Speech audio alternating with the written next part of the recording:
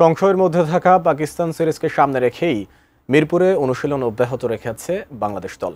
BCB জানিয়েছে, পাকিস্তান সফর নিয়ে সংশয় থাকলেও নির্ধারিত সূচি অনুযায়ী আমিরাত সিরিজ খেলতে যাবে টাইগাররা। এদিকে ক্রীড়া উপদেষ্টা বলেছেন, বাতিল হতে পারে লিটন শান্তদের পাকিস্তান সফর।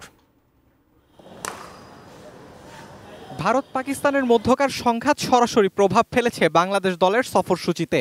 চলতি মাসেই পরপর দুটি টি-20 সিরিজ খেলতে সংযুক্ত আরব আমিরাত ও পাকিস্তান যাওয়ার কথা ছিল লিটন দাসদের। তবে পাকিস্তান সফরের অনিশ্চয়তার মধ্যেও ক্রিকেট দলের অনুশীলন ঠিকই চলছে। মিরপুরে প্রতিদিনই ঘাম ঝরিয়ে চলেছেন শান্ত লিটনরা।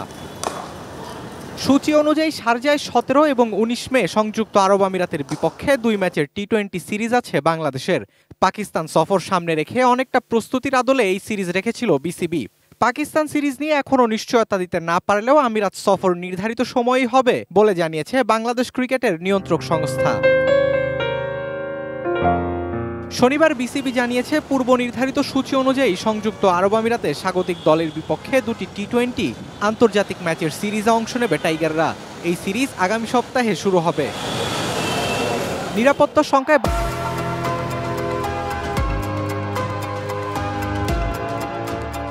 বাতিল হতে পারে পাকিস্তানের বিপক্ষে টাইগারদের 5 ম্যাচের টি-20 সিরিজ, এমনটাই জানিয়েছেন যুব ক্রীড়া উপদেষ্টা আসিফ মাহমুদ সজীব ভুইয়া। বিসিবির মিটিং চলছে, বিসিবি এই বিষয়ে আপনাদেরকে জানাবে। তবে বর্তমান যে পরিস্থিতি, সেই পরিস্থিতিতে কোনো প্রকার ঝুঁকি নেওয়া ঠিক হবে না। পাকিস্তান এম্বাসি থেকেও আমাদেরকে নিরাপত্তা ঝুঁকির বিষয়টি জানিয়েছে। বিসিবি চূড়ান্ত সিদ্ধান্তটা আপনাদেরকে জানাবে।